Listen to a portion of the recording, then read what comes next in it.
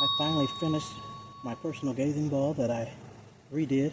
I used the teal color glass stones and put some rhinestones in between. Then I covered this part oblong glass stones and these little square mosaic tiles. I love it. It turned out absolutely beautiful. Absolutely, and it fits the decor. So pretty. I'll take you on a close-up.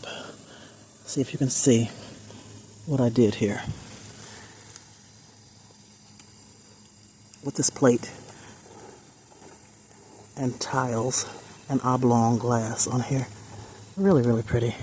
Really beautiful.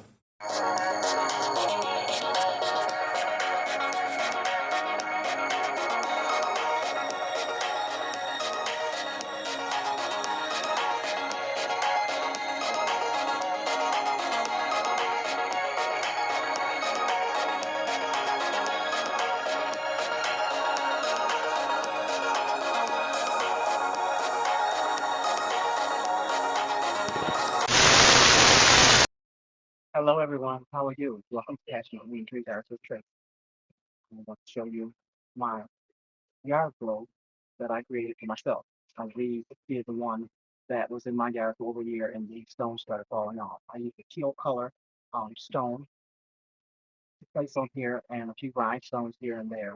And now I'm going to put the epoxy on. I'm sealing with epoxy to make sure that nothing falls off. Um, and it actually gives it a really beautiful gloss. So I'm just going to turn the camera down so you can see what I'm doing. Enjoy.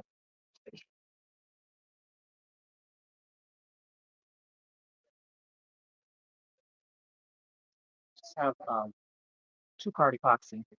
I've only mixed up 50 millimeters. This should be plenty. And I just start at the top